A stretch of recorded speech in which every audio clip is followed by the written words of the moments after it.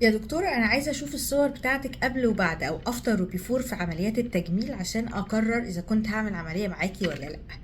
السؤال ده بيجيلي كتير جدا على رسائل الصفحة والمسجات البرايفت لحالات كتير بتستفسر أو بتدور على دكتور تقرر إنها تعمل معاه العملية بتاعة تجميل الثدي بالذات، يعني او اعادة البناء. فبتبقى عايزة تشوف الصور او الحالات بتاعتي، النتائج بتاعتها قبل العملية كانت ايه وبعد العملية كانت ايه، عشان تقدر تاخد القرار. طيب، الصفحة عندي ما فيهاش اي صور للحالات سواء قبل او بعد العمليات، ولا بنعمل ترويج من هذا النوع بتاتا. وده لاسباب كتير جدا. وكمان ما فيش حاجة اسمها ان انا ابعت لحد على الرسائل صور الحالات قبل العملية وبعد العملية عشان يقرر او يوافق ان هو يجي يعمل معايا العملية. الكلام ده مرفوض تماما وغير مقبول تماما، لان احنا الصور بتاعتنا كلها بتاعت الحالات بتبقى موجودة على الموبايل. نقدر في العيادة لما افحصك واشوفك واقرر نوع العملية اللي هنعملها لك، ابتدي اوريكي صور الحالات قبل وبعد على الموبايل بتاعي الشخصي.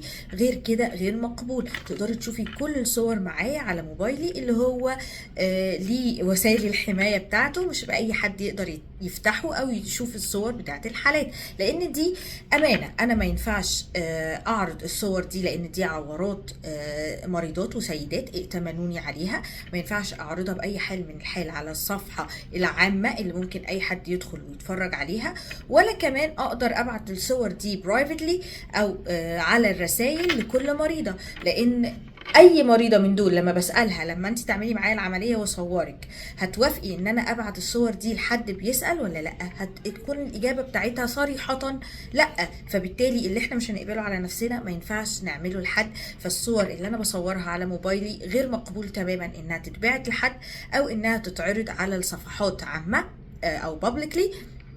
فما ينفعش نشوفها. وزائد ان احنا مش هنرضى ده على نفسنا ولا هرضاه على حد من اهلي، فبالتالي انا عمري ما هرضاه على مريضة من مريضاتي. فمش مقبول تماما ان انا اعمل الدعاية بتاعتي على حساب صور المرضى، حتى لو المرضى موافقة او حتى لو انا خدت منهم كونسنت ان انا اصورهم قبل وبعد. ولكن الصور دي بتبقى على موبايلي الشخصي، مش مسموح انها تتعرض.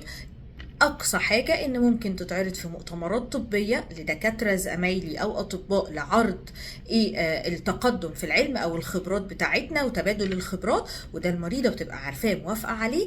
او تبقى على موبايلي عشان زي ما هي شافت الحالات بتاعتي، ده كمان هو يعني التاريخ بتاعي او الرصيد بتاعي، فاقدر اشوف الحالات اوريها للمرضى تانيين او حالات تانيين من غير ما اخل بسرية المريض. فاسفة جدا، انا مش عندي صور افتر وبيفور على الصفحة البابليك ولا ببعتها في الرسائل تماما، لكن نقدر نشوفها في العيادة عادي جدا. وإن شاء الله ربنا يصلح ما بين إيدينا جميعا ونقدر نعمل حاجات كويسة. معاكم دكتورة سارة زيتون، استشاري جراحات أورام الثدي التجميلية. ما تنسوش تعملوا فولو وسبسكرايب عشان تعرفوا أكتر عن أمراض الثدي.